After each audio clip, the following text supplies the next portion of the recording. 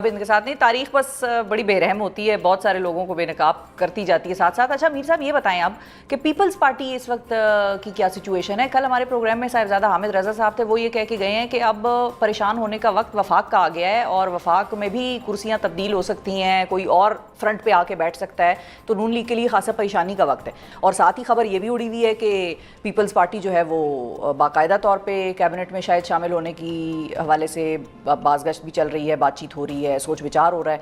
आपकी इस हवाले से क्या इतलात हैं? पीपल्स पार्टी अभी कहां खड़ी है, क्या हो रहा है? वज़ीर आज़म शहबाज शरीफ साहब कोशिश कर रहे हैं, काफ़ी अरसे से पीपल्स पार्टी को कन्विंस करने की कोशिश कर रहे हैं कि आप फेडरल गवर्नमेंट का हिस्सा बन जाएं, क्योंकि अभी पीपल्स पार्टी जो है ना वो सिर्फ कॉन्स्टिट्यूशनल पोजीशंस लेके बैठी हुई है। प्रेसिडेंट ऑफ पाकिस्तान का ओहदा है और 2 सूबों की उनके पास गवर्नरशिप है, तो इन ओहदों पे वो बैठे हुए हैं। तो लेकिन शहबाज शरीफ साहब चाहते हैं कि वो कैबिनेट में भी शामिल हो जाए। उसके लिए उन्होंने उनको 5-6 बड़ी अहम वजारतें भी ऑफ़र की हैं। इस पर पीपल्स पार्टी के अंदर इब्तदा में ये राय थी कि हमें इनके साथ शामिल हो जाना चाहिए, लेकिन फिर बिलावल भुट्टो जरदारी साहब जो हैं उन्होंने जब सलाह मशवरा किया, अपनी सेंट्रल एग्जीक्यूटिव कमेटी के अरकान से बातचीत की, तो उनका ये ख्याल था, ख़ास तौर पे जो पीपल्स पार्टी पंजाब के जो रहनुमा हैं, कि जी हमारी तो लड़ाई चल रही है मुस्लिम लीग नून के साथ सूबा पंजाब में, उन्होंने जो वादे किए थे वही पूरे नहीं किए, तो प्लीज़ आप इनका फेडरल गवर्नमेंट का हिस्सा ना बने। तो बिलावल भुट्टो जरदारी साहब ने अभी 2 दिन पहले भी ये कन्वे किया है कि हम फिलहाल फेडरल गवर्नमेंट में शामिल नहीं होना चाहते। इसकी एक देखें सीधी सी वजह भी है। इसकी एक वजह ये है कि ठीक है, वो वजह यह है कि ठीक है, सुप्रीम कोर्ट ऑफ पाकिस्तान ने मखसूस नशस्तों पे एक ऐसा फ़ैसला दिया है जिससे कि मुस्लिम लीग नून को बहुत ज़्यादा फ़ायदा हुआ है, उसकी सीटों की तादाद बढ़ गई है। लेकिन इसके बावजूद ये हुकूमत इतनी अनपॉपुलर है कि पीपल्स पार्टी जो कि इनकी इत्तेहादी है, वो उस पार्टी के वोटों से ये हुकूमत खड़ी है। उसके बावजूद पीपल्स पार्टी इस हुकूमत की काबीना में शामिल होने से गुरेज कर रही है और मुसलसल गुरेज किए जा रही है।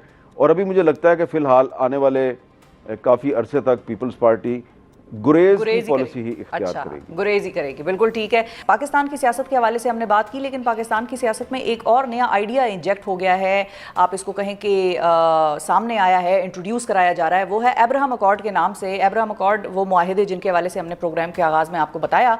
मीर साहब ये बताइए कि ये अब्राहम अकॉर्ड जो है, इसको तस्लीम करने के हवाले से ख्वाजा आसिफ साहब, राना सनाउल्लाह साहब के जो अचानक तवातर के साथ बयानात सामने आ रहे हैं, इस पर ज़रा अगर हम बात कर लें, क्या वाकई पाकिस्तान को इस हवाले से प्रेशर आ रहा है?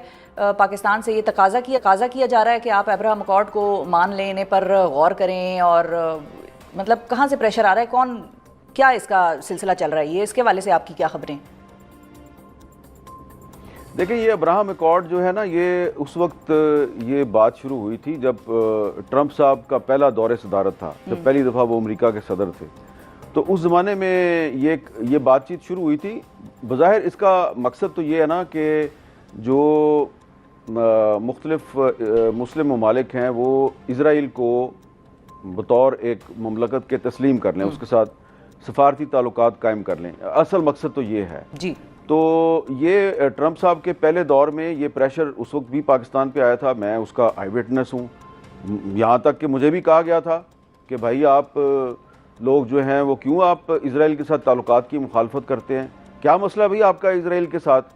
और उसके बाद फिर कंपेन भी शुरू हुई थी। आप याद करें ना कि बहुत बड़े बड़े जो पाकिस्तान के सहाफ़ी हैं, टीवी एंकर्स हैं, उन्होंने प्रोग्राम किया था बाकायदा कि इज़राइल के साथ सफारती ताल्लुकात कायम करने के क्या फ़वायद होंगे। और एक मीटिंग मुझे याद है जो वज़ीर आज़म सेक्रेटेरिएट में हुई, और उस मीटिंग में कोई 10-15 जो टीवी एंकर्स हैं उनको बाकायदा घेर कर वहाँ ले जाया गया। मैं भी था, याद है। और मीर साहब आपका एक स्टांस भी था, बिल्कुल आपका एक स्टांस भी था, बड़ी स्ट्रॉन्ग पोजीशन थी जो आपने उस वक्त ली थी। और आपने ये भी बताया था, अपने प्रोग्राम्स में भी जिक्र किया था, कॉलम्स में भी लिखा था कि उस वक्त की हुकूमत जो खान एडमिनिस्ट्रेशन थी उस पर भी प्रेशर आया था और खान साहब ने इनकार किया था। ये भी खबर आपकी थी